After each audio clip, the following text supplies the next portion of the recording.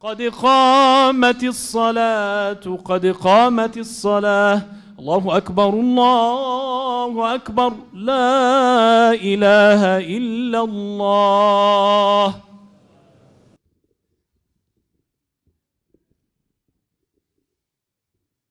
استقيموا رحمكم الله، استووا. الله أكبر.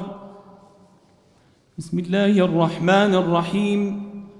الحمد لله رب العالمين، الرحمن الرحيم، مالك يوم الدين، إياك نعبد وإياك نستعين، اهدنا الصراط المستقيم، صراط الذين أنعمت عليهم غير المغضوب عليهم ولا الضالين،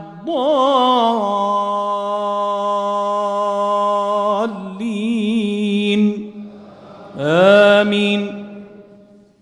واذكر في الكتاب مريم إذ انتبذت من أهلها مكانا شرقيا فاتخذت من دونهم حجابا فأرسلنا إليها روحنا فتمثل لها بشرا سويا.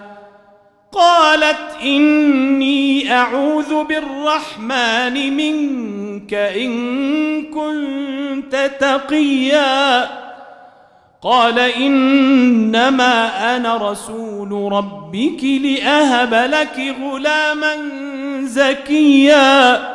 قالت أنى يكون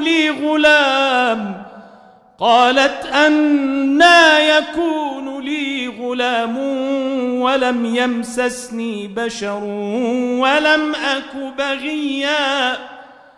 قال كذلك قال ربك هو علي هين ولنجعله آية للناس ورحمة منا وكان أمرا مقضيا. فحملته فانتبذت به مكانا قصيا فأجاءها المخاض إلى جذع النخلة قالت يا ليتني مت قبل هذا وكنت نسيا منسيا. فناداها من تحتها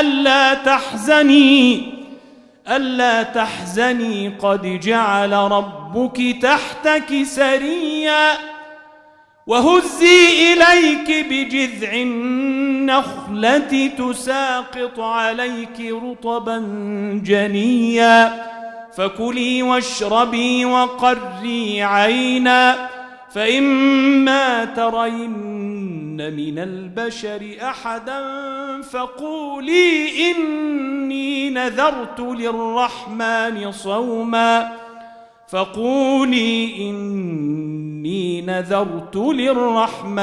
صوما فلن أكلم اليوم إنسيا.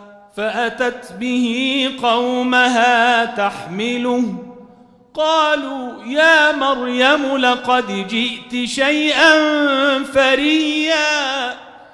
يا أخت هارون ما كان أبوك امرأ سوء وما كانت أمك بغيا. فأشارت إليه قالوا كيف نكلم من كان في المهد صبيا. قال إني